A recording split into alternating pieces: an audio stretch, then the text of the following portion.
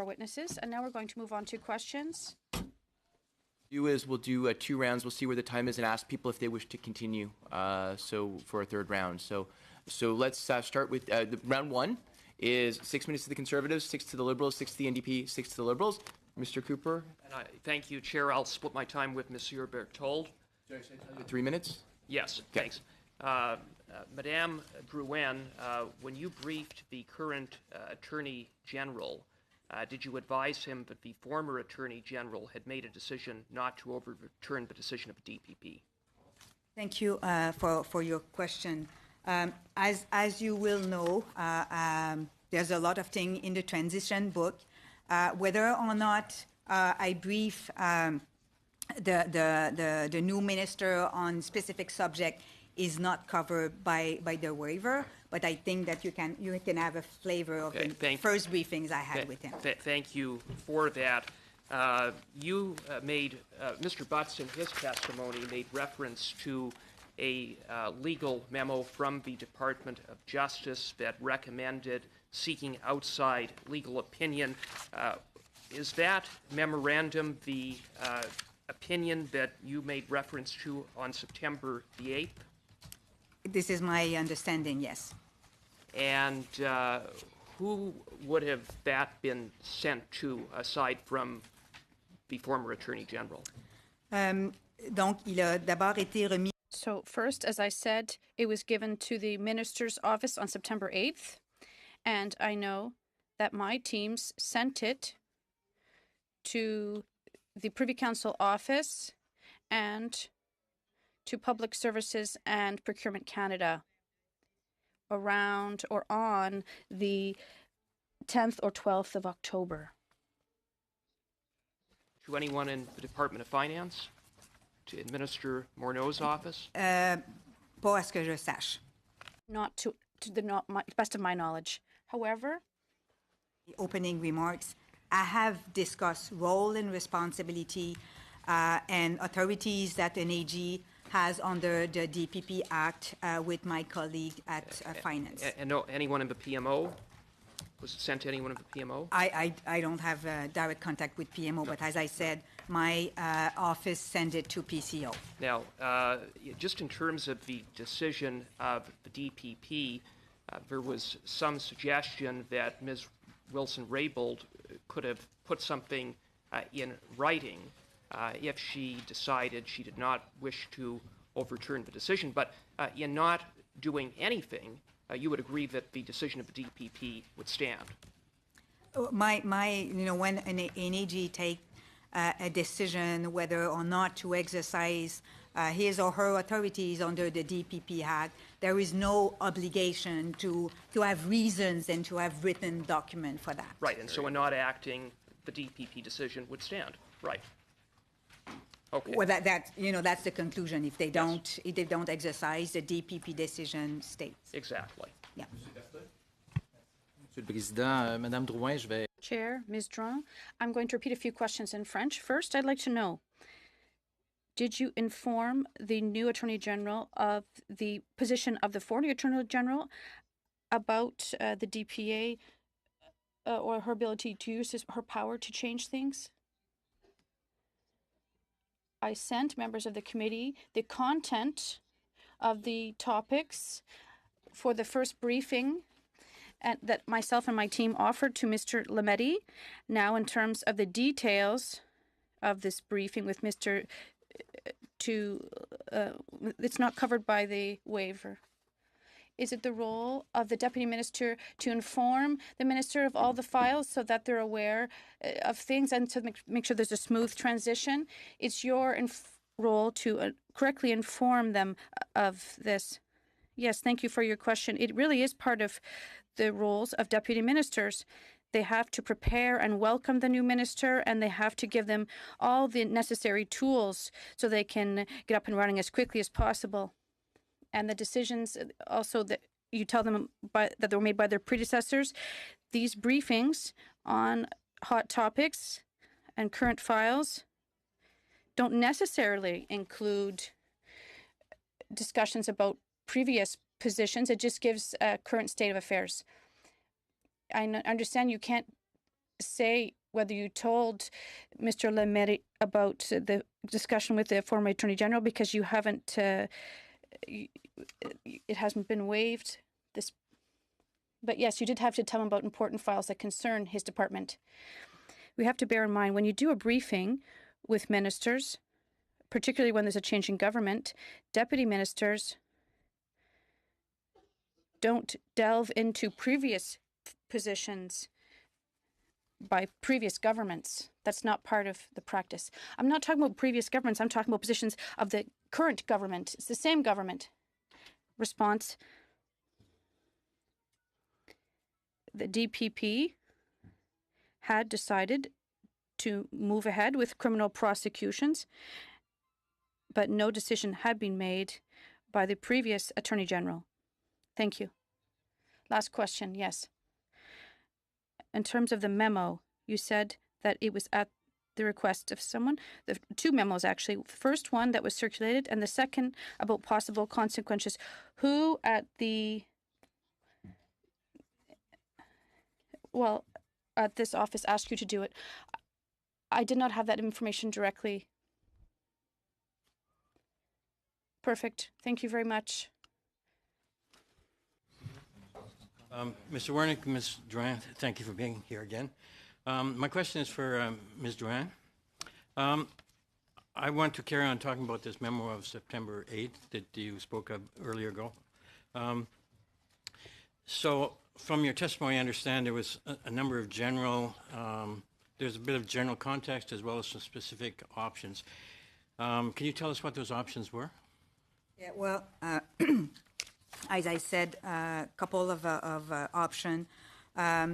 So the first thing, the memo said that an AG is entitled to receive as much information from the DPP concerning a specific case. The other option for an AG is to issue a directive, and then the content of the directive can be very broad. For example, to be concrete in that case, it could have been to give a directive to the DPP to enter into remediation agreement, or it could have been a directive to ask the DPP to revisit the decision or to reassess the decision. So that was one of the options. The other option was for an AG to decide to assume the conduct of the prosecution. And the other option was also to ask for a legal advice to the AG to decide whether or not she should exercise her authorities under the Act. So was there a recommendation of one or more options to pursue? I thank you for that question. I should have said that at the beginning. No. Okay. Do you yourself have any concept of what would have been a preferred option? I cannot have an opinion on that, and I would like to explain what. To have an opinion on whether or not a deferred prosecution should be offered in a specific case, you have to have in hand the evidence of the case. And as I explained to the committee, I'm not privy to the evidence, so I cannot develop an opinion on whether or not remediation agreement was appropriate in that case. I can explain to the committee that the offenses that SNC is facing are covered under the regime of remediation agreement, but whether or not it's appropriate in that case was a decision made by the DPP based on the evidence. You also mentioned in your testimony that you incorporate legal opinion canvassing the possibility of seeking outside advice.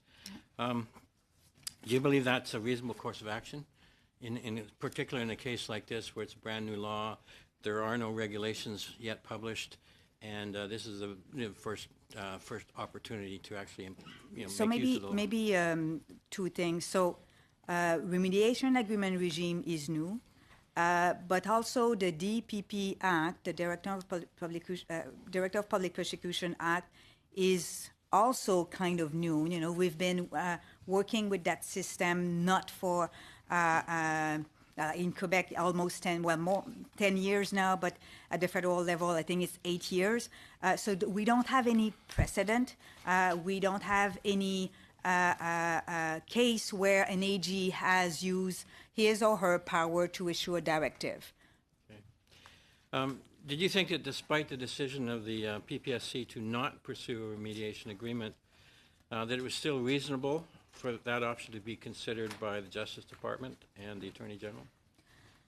As I said, I cannot have an opinion because to make an opinion on whether or not a DPA or a remediation agreement is an option on a specific case, you have to be aware of the evidence, and I have never been aware of the evidence.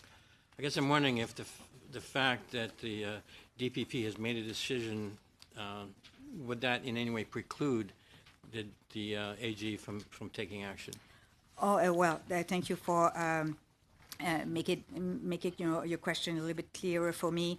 No, the AG, as I said, has authorities under the DPA, the DPP Act to intervene, to issue directives or to decide to assume the conduct of a specific prosecutions.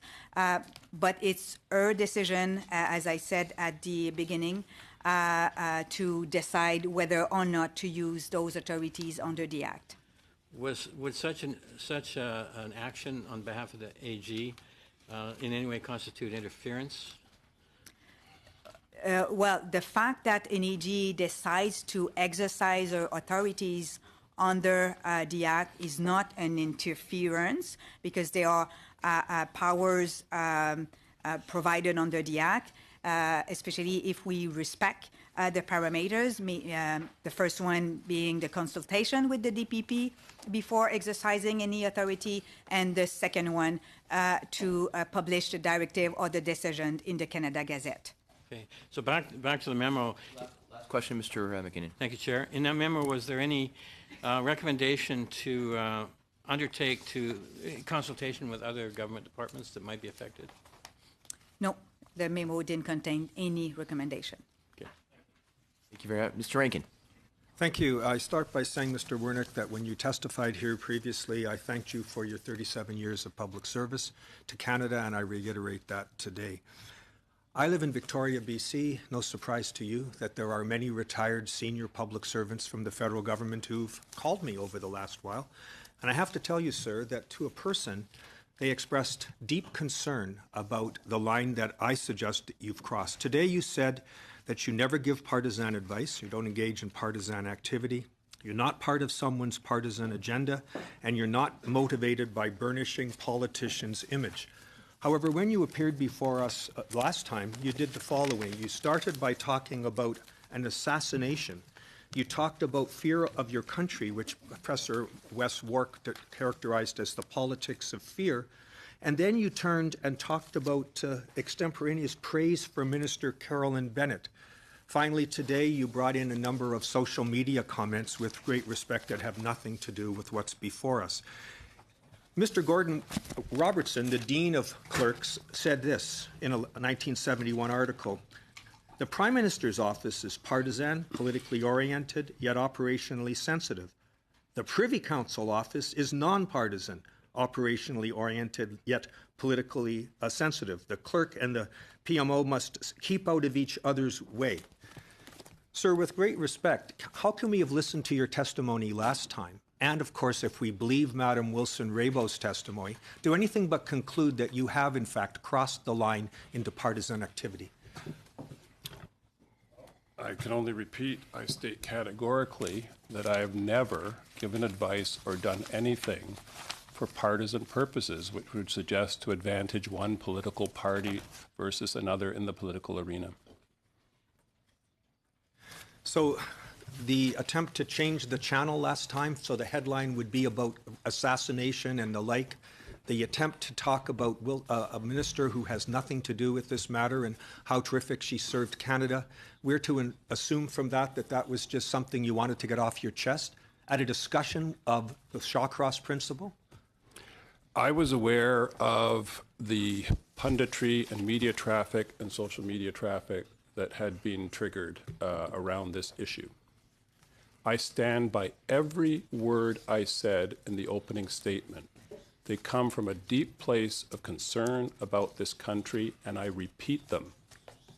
I have had the highest security clearances of this country, and I am deeply worried about foreign interference in the election. If that was seen as alarmist, so be it. I was pulling the alarm. We need a public debate about foreign interference. So we do. I am never accepting that we would normalize the cyberbullying of political officials. I have been exposed to it. It upsets me and it angers me. And I am upset by the trolling that took place of Minister Bennett. I stand by that. That was not to the partisan advantage of the Liberal Party. I deplore the cyberbullying of politicians of all stripes. Thank you. So do we all, although what that has to do with this is a little unclear. On December 19, It may have to do with the 2018, intimidation of a witness. On December 19, 2018, we had a number of comments made by Madam Justice Wilson-Raybould about yourself, and I want to give you the opportunity to refute them. Number one, you're quoted as saying, I think he is going to find a way, speaking about the Prime Minister, to get it done one way or the other. So he is in that kind of mood, and I wanted you to be aware of it, close quote. Did you say that? Or words approximating that? I do not have an independent recollection of the event. I did not wear a wire, record the conversation, or take extemporaneous notes. You wouldn't have stuck in your mind words like that? That is not my recollection of the conversation. Then she said she warned you in this call that we were treading on dangerous ground. I also issued a stern warning because as the Attorney General, I cannot act in a manner, and the prosecution cannot act in a manner that is not objective, that isn't independent. I cannot act in a partisan way, and I cannot be politically motivated. This all screams of that, close quote. Sound right? I do not have contemporaneous notes or recording of that conversation. I recall the sentiment, and I agree with it. Nobody was ever asking her to do anything for partisan reasons. The clerk said that the Prime Minister is quite determined, quite firm, but he wants to know why the DPA route, which Parliament provided for, isn't being used. I think he's going to find a way to get it done one way or the other. He's in that kind of mood. Can you not see that she might reasonably interpret those words, if they were in fact made, as code, as a sinister effort to get her to change her mind? Couldn't a reasonable person hear that and conclude, as she did, that it was very much a veiled threat? I am in no position to comment what was in the mind of another person. I can only comment on what I was conveying to her, which was context and public interest considerations on a decision that was entirely hers to make. So entirely hers, pardon me? Last question. So entirely for her to make, but you certainly tried, it seems to her, to have changed her mind in a way that would cross the line that we're here to explore. She took it as a veiled threat. When I read it back to you, I think a reasonable person could likewise infer that it was a veiled threat. And it seems to me, sir, you very much crossed the line in respect of an independent Attorney General. Respectfully disagree. I never raised partisan considerations at any time. I reminded her repeatedly she was the final decision maker. I did not attempt to influence her decision. I was giving her relevant context about public interest considerations for a decision that was hers to take, and I never suggested consequences for her. Thank you. Ms. Khaled. Thank you, Chair, and thank you to the witnesses. Ms. Drouin, if I may, according to the former Attorney General, you had refused to accept the Section 13 note from her, and you have confirmed that as well. And the former Attorney General said that she'd been concerned because it's not appropriate for public servants to get involved in political discussions. Madame, why did you refuse the Section 13 note? As I said in my opening remarks, this is not my role to evaluate and to have access of specific evidence on specific prosecution cases. As I said, it was during that conversation with our staff when we discussed about the importance for her to be convinced that she did receive all the necessary information for her to make the decision, that some extract of the Section 13 letter was read to me. But because it is not my role, I didn't ask and I didn't want to review the letter. Would receiving the Section 13 note have been in violation of your role as the Deputy Justice Minister and the Deputy Attorney General? No, I won't say it's in violation, but it's not part of my role. Was your refusing the note akin to you getting involved in political discussions, as the former Attorney General has said? So I have trouble sometimes when we use the word political or partisan, using the same thing. But as I said, I had a conversation with some colleagues. I responded a lot of questions about my role, the role of the DPP, the authorities of the minister under the Act, what she can do, what she cannot do, why taking a decision in a prosecution is not the same thing as an AG as taking a decision in a civil matter. For example, the fact that she wears a quasi-judicial or judicial hat when she takes a decision. That was the type of conversation I had with my colleagues. Thank you. Do you believe that the former Attorney General tried to exclude you from discussions on this specific issue because she disagreed with your views? No, I didn't feel that she excluded me for that. The former minister has a strength of character. She possesses a strength of character and integrity.